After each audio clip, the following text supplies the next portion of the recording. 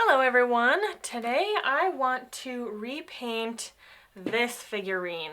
It is quite a heavy sculpture, I guess.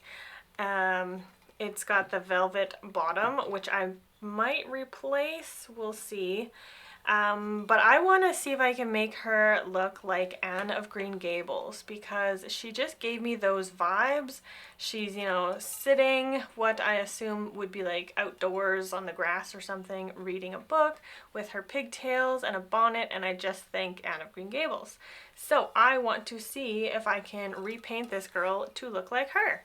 So that's what we're gonna do. I'm gonna take this to the garage and I'm going to give it a good sanding and then clean it off, and then we can start with the gesso phase. So I've sanded her down a little. Now I'm just gonna wipe her with just a little Lysol wipe to clean her off, clean the dust off, make sure there's no germs or bacteria, because I'd rather not have that trapped under the gesso.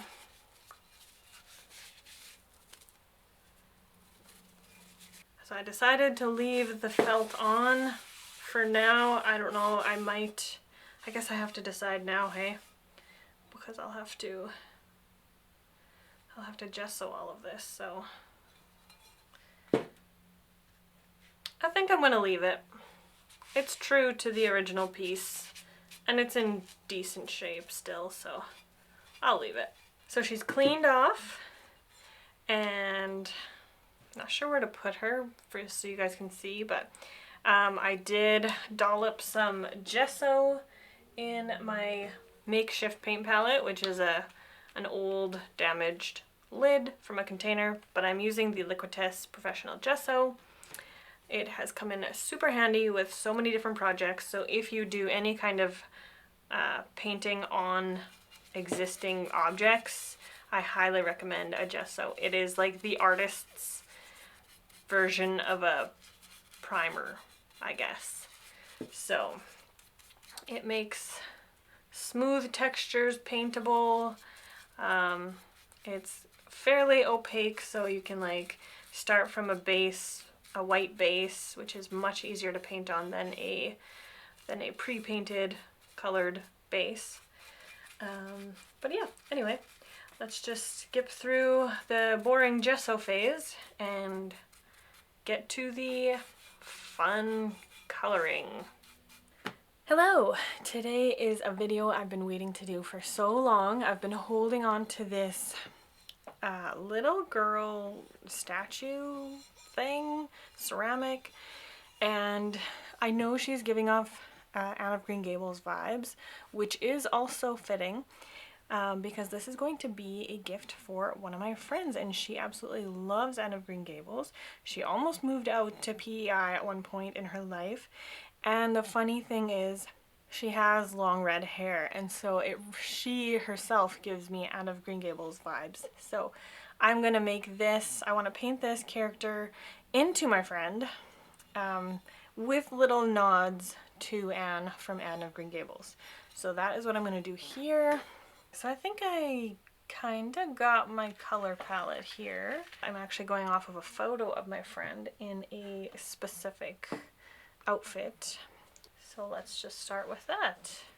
Okay, well, her dress is going to be white, which is going to be very boring for you guys since the gesso is already white. Next up, I'm going to go in with her face and her skin color. She is quite pale, so let's see what we can do here. Now I have to kind of figure out too what part over here is her dress and the neck. Does her neck go all the way down and it goes into this collar? I feel like yes. So that's what we're gonna do. First, let's just get this base coat on and then see how we can adjust it to get a more accurate skin color. Aha, that's the color, I think.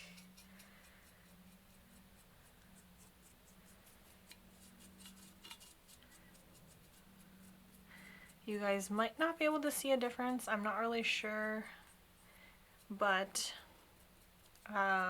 because the lighting for my art videos, I just use daylight, so I'm not really sure if it translates properly on camera, but I do think that this is the best color. Let's see if I can mix up a good color, hair color for her. Something like that, maybe.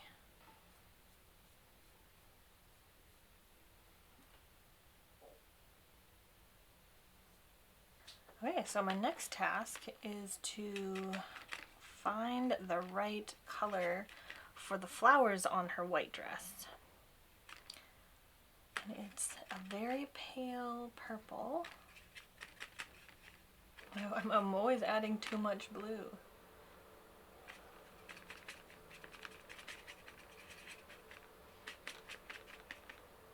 Okay, that might be right. That might be right. Okay, so it's just a scattering of little clusters of these purple flowers with very dainty green, like leaf and stems and stuff. So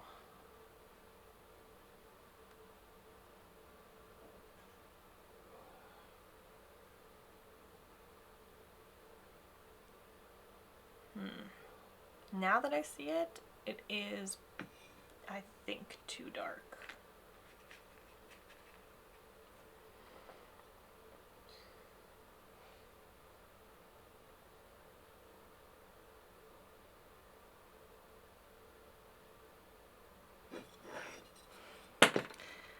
It's very awkward to paint like a large 3D piece on camera.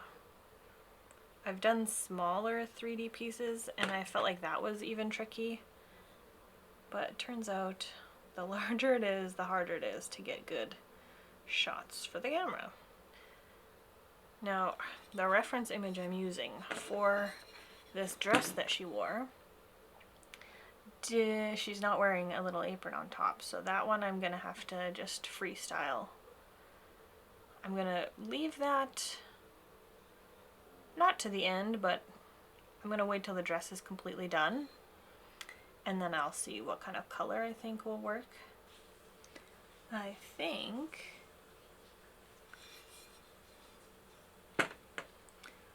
we've got a pretty good smattering of these purple clustered flowers. I think it was the right purple. And I'm thinking I want to do the solid pieces in the dress, especially the collar, in the same purple. But also I was wondering if I could make it the same as the apron. And now I'm wondering if I should make the apron purple. But do I make the color of the dress purple? I think I should. I might do the hat ribbon purple. Oh, right, I wanted to do this because this is part of the dress, this piece. This I wanted to do solid. It's hard to know, like, in here what's going on because it's just like, that's not all hair, it's not hat. It's just the way the mold is. So it's kind of hard to know what to put there, so I guess maybe we'll put a flower. Okay, here's the little update. I've got all the flower details done on the whole dress. I might do one more coat around the neck ruffles, but I have her hair done. Again, I might do some last minute details at the end, and as well as her face and hands are done. So now we can move on to something else. I think I want to work on the base or the hat. Maybe I'll work on the hat, and yeah, we'll give it like a good straw color hat. It's a little bit cream color, a little bit browns, you know. I think that was gonna give a pretty nice effect. And right off the bat, once again, this is too dark. Okay, so it's getting late, the sun is going down. This is where we're at. I still have quite a few things left to do, but I think we're at a good place. I'm really liking the color palette. I just have to figure out a few things in terms of color, like her bow and her tights and the bow on the hat. And then this bottom rim, I think I want to make her shoe, this little shoe peeking out, I think I want to make it a brown of some kind and then match it with this bottom and have that be a brown as well. So I think that's the plan. I'm leaving the face to the very end. I hope I don't screw it up because the face can make or break the whole thing, but yeah, I'm really liking where this is going so far. So I've just been going in and with the light green doing the final touches on these little leaf details for each flower. And I'm surprised at how well it's turning out. I usually don't think that I can accomplish what I want to accomplish. I have more failures than successes usually. Okay, so I'm at the point where I am working on the face and I'm super nervous. I got my colors that I need. This mold has like an eye shape in here. So I guess her eyes are just gonna be big. And they'll fill up the whole space, I guess, because if I go up, then she's looking up, which wouldn't be bad. Maybe I'll do that. I was thinking about penciling it in first, but I think that'll be harder to erase. If I need to erase any graphite, then paint will be to rub off and repaint, you know? I don't know. Maybe I'm delusional, but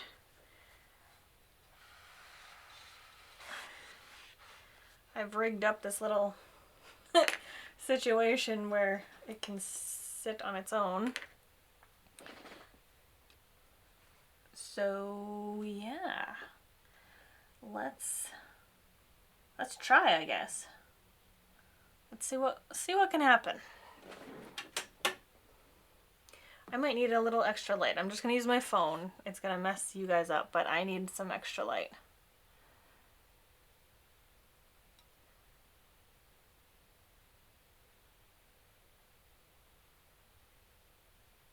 Okay, I'm gonna continue on in this direction, put a little bit of dimension in the eye.